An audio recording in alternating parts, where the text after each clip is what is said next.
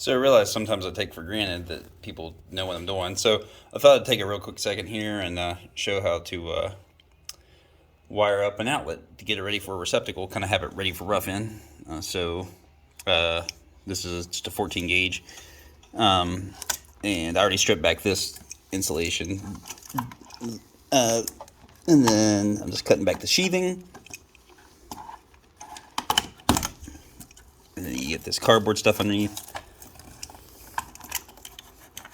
I've been doing mostly 20 amp 12 gauge circuits, so this 14 is a welcome change because it's much easier to manipulate.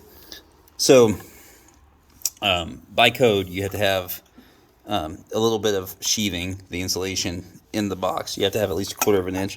I usually go a little more, but anyway, so you run your razor blade down to get the rest of the insulation off. Hopefully you don't cut yourself. My blade's starting to get pretty dull. Plus, I'm trying to hold the camera between my knees, so it's not going so well. So, anyway, cut the sheath with the razor blade, pull it loose, and of course it wants to be a butt, and not come. There we go. And then cut all this paper away. There we go. Now, I've got my wires coming from my other outlet, which actually also happens to be the home run coming from downstairs. So power comes in here, branches up, and goes that way, and it comes this way. So the next wire is going to run it up in through the wall. It goes up into these closets, and it's going to run to, it's just above this light fixture, and that's where all that wire will run down, and it'll continue on the rest of the way into the room. I'll probably drop one more outlet there, one there, and then a switch right there for a lot. That's a stupid smoke detector, but I'll drill a hole in the room and put a light in. So anyway, this is my first time. Usually I use wire nuts, but I switched over to these awesome Wagos. And so they're a lot easier to work with. And we also have to make a pigtail. I usually do it with about 5 or 6 inches of wire. Just take some old scrap you've got, chop you off a piece,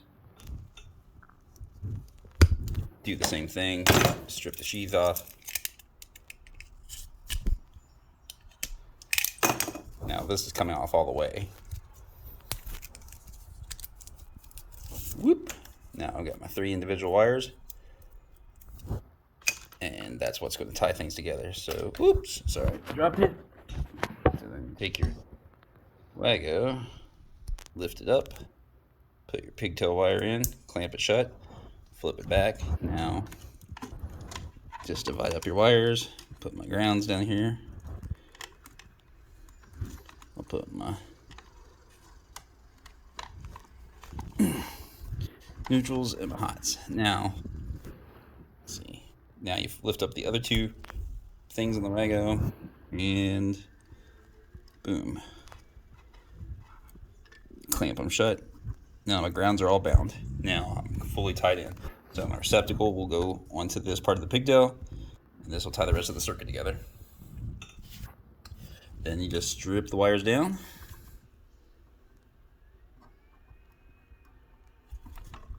Get that insulation off. Yeah, and here. Oh, and for the pigtail we made, same thing.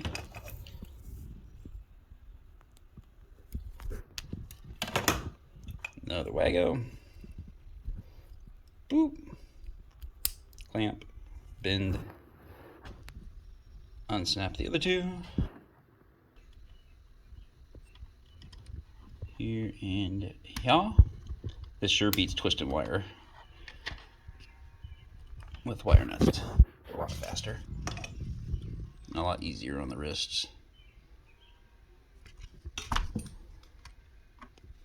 Plus I like it because cold copper, when it gets twisted, really starts to harden, and you can only do it so many times before it snaps. Shoot, I lost my other. There's there's the other hot. And whoop, flip that. Same thing. And here and here. Flip those shut. Flip this out. Push these babies back in. To the gang. Whoop, get in there. Got my pigtails. Still sticking out. Get in there, ground. And then, oops. I don't want the Wagos sticking out, just want the grounds. Okay. Then I'll go ahead and pull my insulation back for my receptacle. And